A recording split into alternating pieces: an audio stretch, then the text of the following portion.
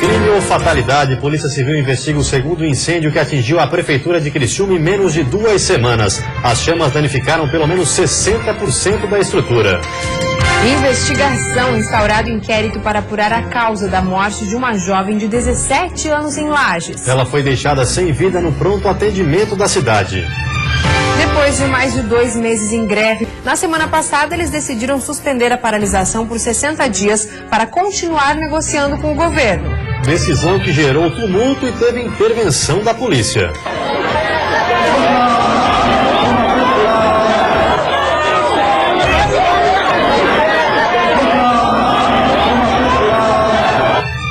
E ainda no futebol, rodada positiva para os times da capital que voltaram a vencer na Série A do Brasileiro. Já em Joinville, uma briga de torcidas terminou com um adolescente ferido no olho. Ele passou por cirurgia, mas acabou perdendo uma vista. E a situação difícil do Criciúma após a derrota para o Macaé em pleno Heriberto Wilson. O Band Cidade desta segunda-feira já está no ar.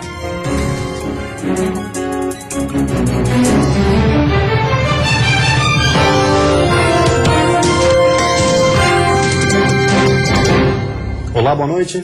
Olá, boa noite. Foi instaurado um inquérito para investigar a causa da morte de uma jovem de 17 anos em Lages. Ela foi deixada sem vida no pronto atendimento da cidade. A causa da morte ainda não foi confirmada.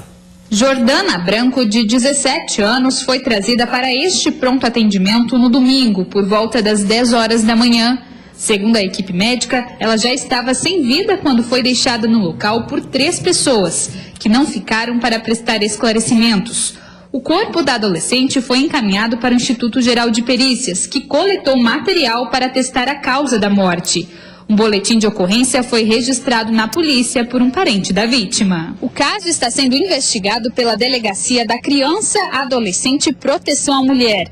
Um inquérito foi instaurado nesta manhã e agora o delegado aguarda o resultado do laudo pericial para dar andamento às investigações. Há muita especulação, há muitas perguntas, há pessoas que dão informações vagas, mas até o momento de concreto nós não temos absolutamente nada. Nós precisamos do laudo para que nós possamos, a partir de então, darmos o início a toda a investigação, que na realidade já está em andamento. O laudo deve sair em até 10 dias. Um exame toxicológico também será realizado para saber se a morte da adolescente pode ter sido provocada por alguma substância química.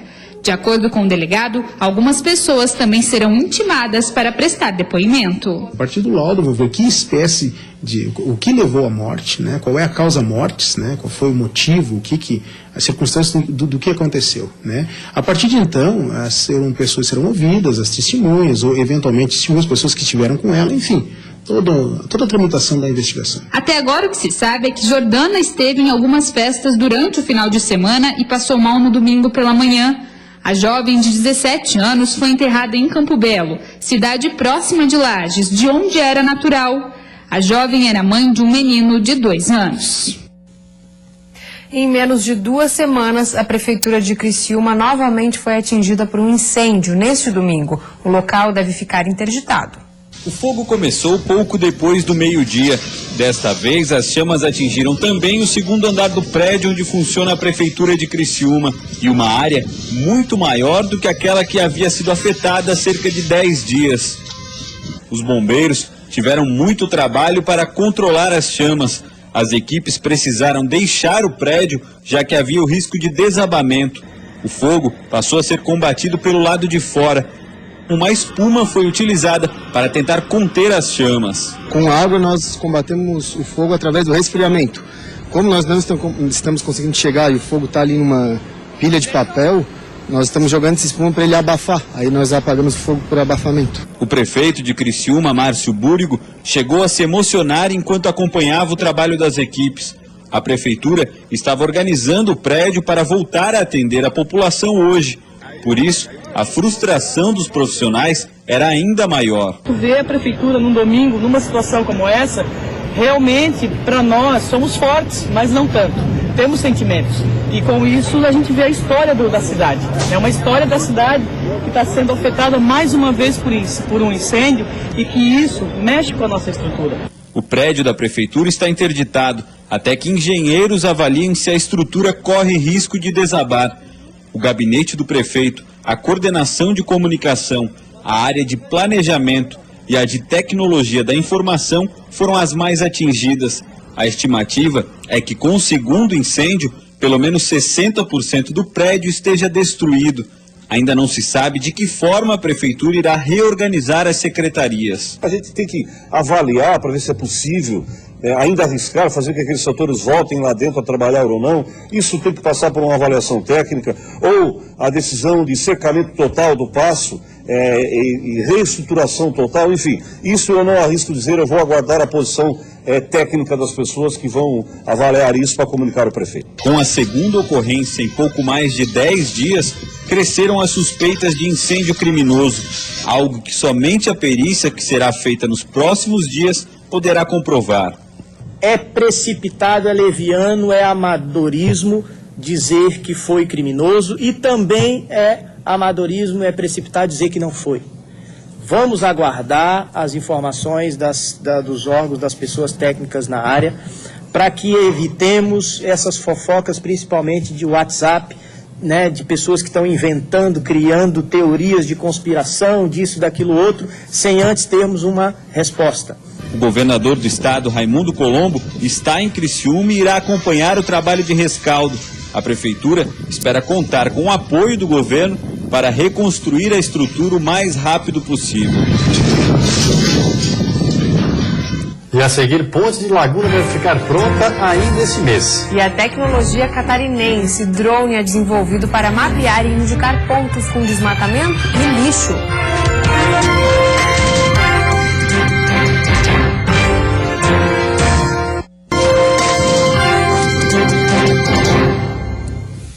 Em Florianópolis, 3 jovens engenheiros desenvolveram um veículo aéreo não tripulado que pode ser um novo aliado do meio ambiente. O drone, com tecnologia totalmente catarinense, faz sobrevoos em áreas programadas e pode realizar um mapeamento local, indicando pontos de desmatamento e lixo.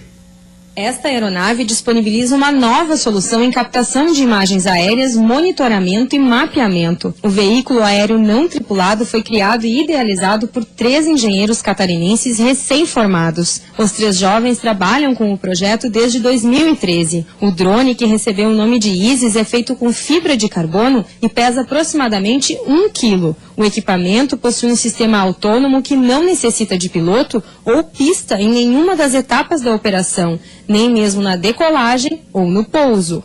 Tecnologia totalmente brasileira, e hoje em dia a gente consegue entregar esse equipamento, essa nova solução de mapeamento aéreo no mercado brasileiro por um preço que chega a ser de 3 a 4 vezes inferior ao preço das aeronaves não tripuladas que são importadas para o Brasil. A aeronave é programada via GPS e possui câmeras de alta resolução. Com isso, é possível realizar uma sessão de fotos de toda a região sobrevoada e obter um mapa detalhado da área. Com a grande imagem obtida, é possível analisar detalhes do solo e localizar pontos de desmatamento ou lixo, por exemplo. Só nesta área onde os engenheiros fazem os testes com a Isis, localizadas no sul da ilha de Santa Catarina, cerca de 40 pontos com entulhos de lixo foram localizados. É um equipamento que pode ser amplamente utilizado nessas atividades todas, e consegue trazer inúmeros resultados. Outro destaque é que esta nova tecnologia é financeiramente mais acessível aos usuários que atualmente despendem de valores altos com o aluguel de um avião não tripulado convencional para a captação de imagens aéreas, ou então com a compra de imagens de satélite. E por isso os engenheiros já comemoram os resultados obtidos com a Isis. 2 aeronaves foram vendidas para fora do estado. Uma delas foi para a Goiânia e outra para a Empresa Brasileira de Pesquisa Agropecuária, a Embrapa, pois as imagens obtidas são de altíssima definição e podem ajudar também na agricultura. Na agricultura também pode-se ver o controle de pragas, pode ver deficiências na plantação, como falta de algum nutriente, então pode aumentar um ganho de 15% a 20% da produção agrícola.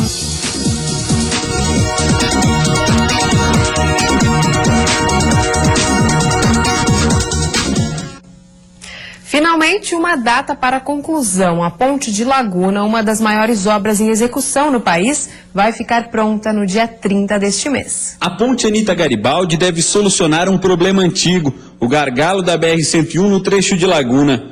Do alto é possível ver a grandeza e a importância da obra, que teve um custo total de mais de 700 milhões de reais. Maior ponte estaiada em curva da América Latina, ela já está com 98% dos trabalhos concluídos e boa parte da pista foi asfaltada. Depois do asfalto, faltarão a pintura e o acabamento da sinalização. Uma vistoria realizada hoje contou com a presença de políticos e também do superintendente do DENIT em Santa Catarina, Vicilar Preto. A avaliação foi positiva, já que o compromisso de conclusão dos trabalhos é para dia 30 deste mês. A inauguração deve ocorrer no início de julho, aguardando apenas a confirmação da data, já que até mesmo a presidente Dilma demonstrou interesse em participar da solenidade. Nós estamos aguardando o Ministério do Transporte e a presidência, mas nós sabemos que o compromisso é com que assim que estiver pronta, entregue essa obra, que é final do mês, nós estaremos inaugurando imediatamente. A obra será concluída um mês depois do prazo contratual, em função dos atrasos no repasse do governo federal. Ainda faltam 16 milhões de reais, mas de acordo com o presidente da Frente Parlamentar para a conclusão da duplicação, a empresa se comprometeu a não paralisar mais os trabalhos. Houve um acordo, a empresa recebeu uma parte, tem outra para receber depois, mas vai terminar a obra, o compromisso, tanto é que estamos aqui, a nossa angústia era de vir aqui para saber se a obra estava realmente sendo terminada. E podemos constatar que ela está sendo terminada, a obra está sendo concluída, as partes de asfalto já bem adiantada. Para o DENIT, outra questão polêmica, a iluminação, já está definida. O pagamento dos cerca de 10 mil reais da conta de energia elétrica será feito pela Prefeitura de Laguna. A estrutura para a iluminação do trecho já está quase pronta. O DENIT tem uma posição que em outros estados, a nível de Brasil, nós estamos assumindo tanto a Procuradoria do DENIT, que é essa posição de que a conta de luz da iluminação é com as prefeituras. O objetivo do DENIT é inaugurar a ponte Anita Garibaldi no mesmo dia do túnel do Formigão aqui em Tubarão.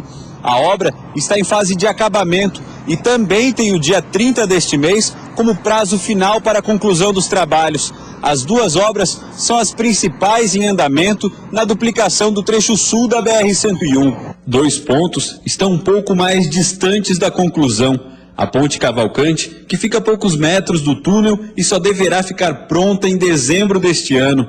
E o Morro dos Cavalos, onde a situação é mais complexa. Ainda não está definido se um túnel será construído ou se a atual pista será ampliada. Tudo depende de questões ambientais e debates que envolvem até mesmo as polêmicas áreas indígenas da região. E depois do intervalo tem futebol. Times da capital salvam o fim de semana do futebol catarinense na Série A do Campeonato Brasileiro. Registro negativo. O jovem fica cego de um olho depois de uma confusão entre torcedores em Joinville.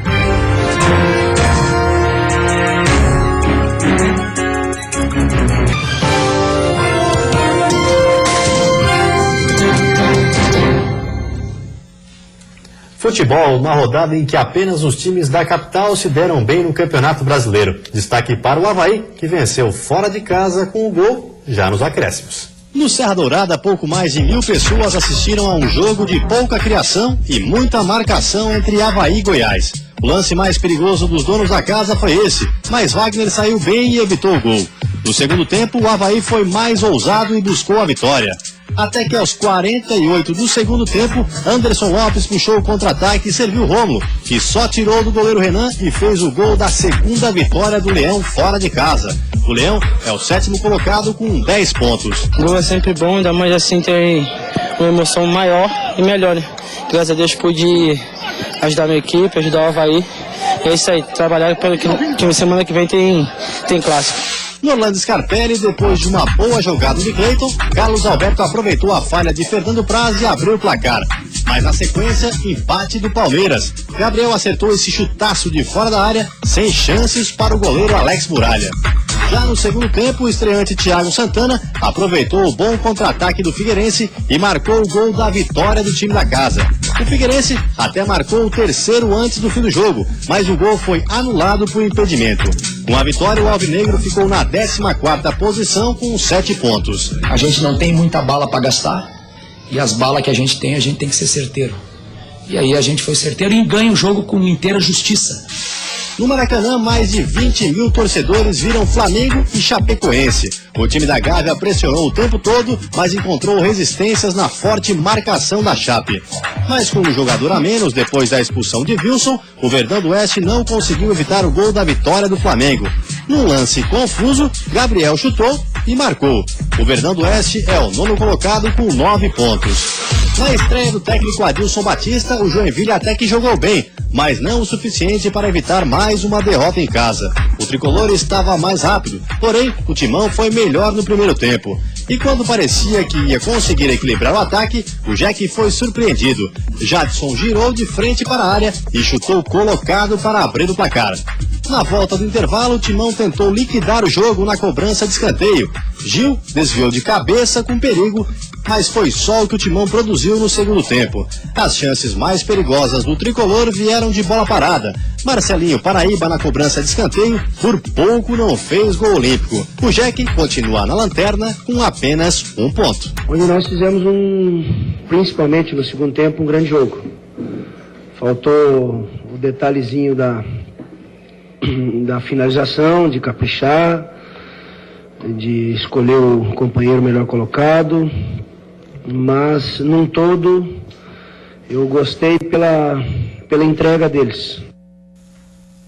E o adolescente ferido durante uma confusão que começou entre as torcidas organizadas de Joinville e Corinthians já se recupera em casa. Ele perdeu a visão do olho direito após ser atingido por um objeto não letal. Em casa, com um ferimento no nariz e um curativo no olho, o adolescente de 15 anos se recupera. Ele passou por uma cirurgia nesse hospital para a reconstrução da pálpebra, mas perdeu a visão do olho direito. A dor foi amenizada pelos medicamentos, mas o episódio tem tirado as noites de sono. É direto, fica na cabeça, não tem como tirar aquilo. Já tentei, não consigo esquecer.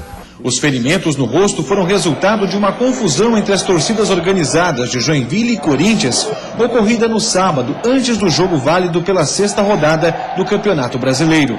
A mãe do adolescente, que também prefere não ser identificada, revela que pediu ao filho para que ficasse em casa. Pedi no sábado, a semana toda, falando para ele não ir.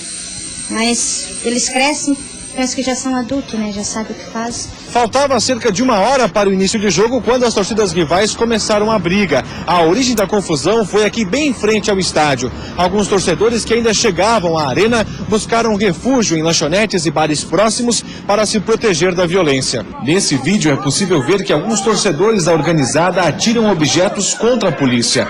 Esta foto, cedida pela corporação, mostra um dos cavalos da PM ferido por uma das pedras arremessadas. A polícia teve que intervir com munições não letais.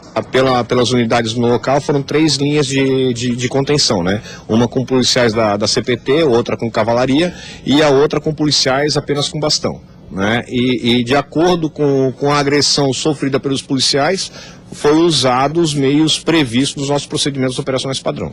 O adolescente, que faz parte da torcida organizada do Joinville, conta que na hora em que foi atingido, se preparava para comprar o ingresso com amigos. Começou a chegar torcedores do Corinthians em táxi e atacar. Daí tava eu, meu amigo e a namorada dele.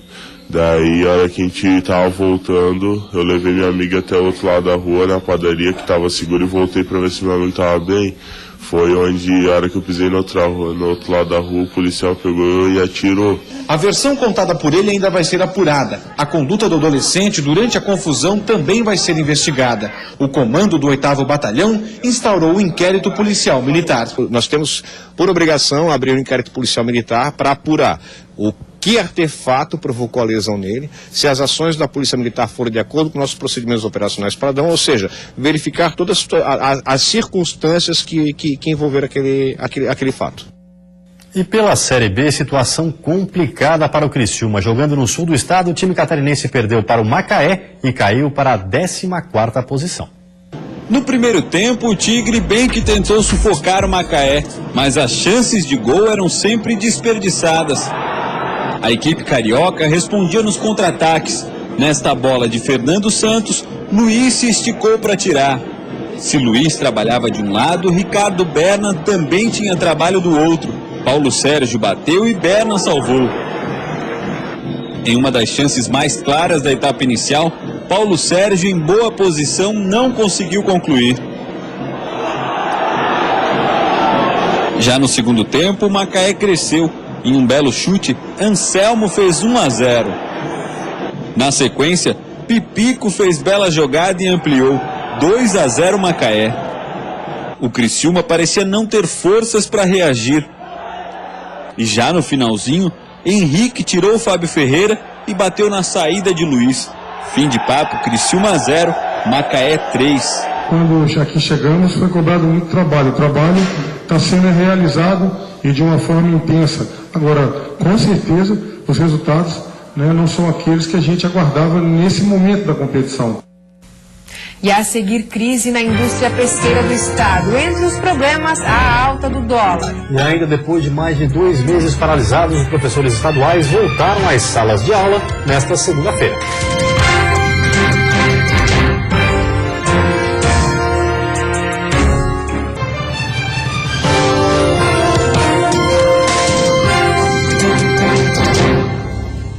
Preocupação, Santa Catarina vive uma crise na indústria pesqueira. Não é de hoje que o setor se queixa. A crise afetou indústrias pesqueiras do estado. Entre as principais companhias do litoral norte, 2 já recorreram a pedidos de recuperação judicial.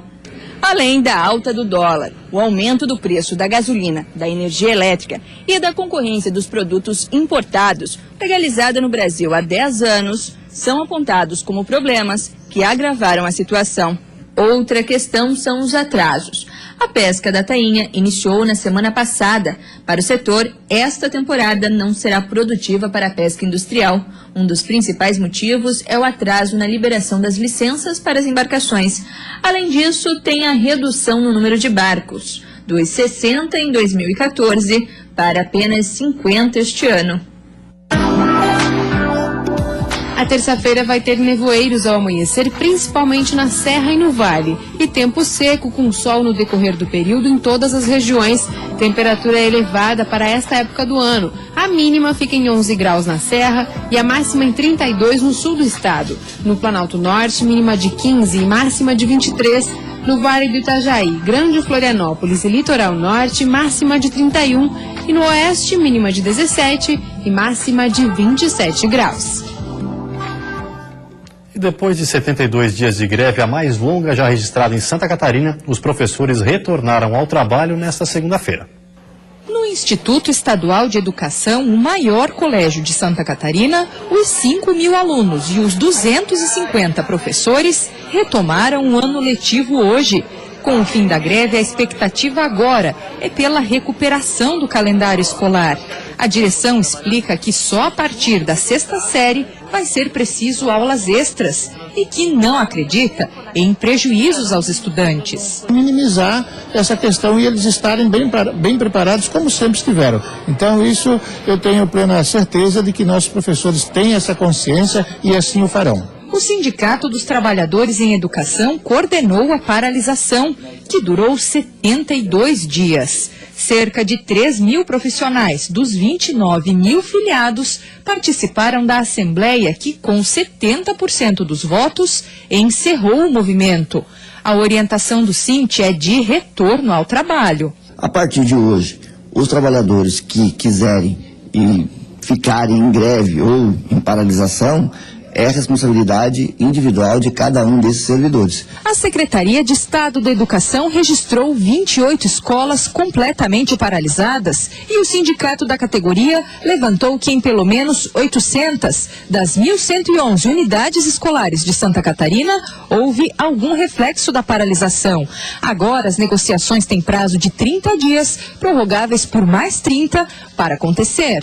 Além do termo de acordo de suspensão da greve, itens como o novo plano de carreira da categoria, abono das faltas e revisão das gratificações devem começar a ser discutidos, com prioridade total para o cronograma de reposição dos conteúdos. A primeira reunião após a decisão pelo fim da greve está ocorrendo neste momento na Secretaria Estadual de Educação. Estão reunidos representantes do Sint e o secretário Eduardo Deschamps. E vem aí o Jornal da Band. Uma ótima noite para você e até amanhã. Boa noite, até amanhã.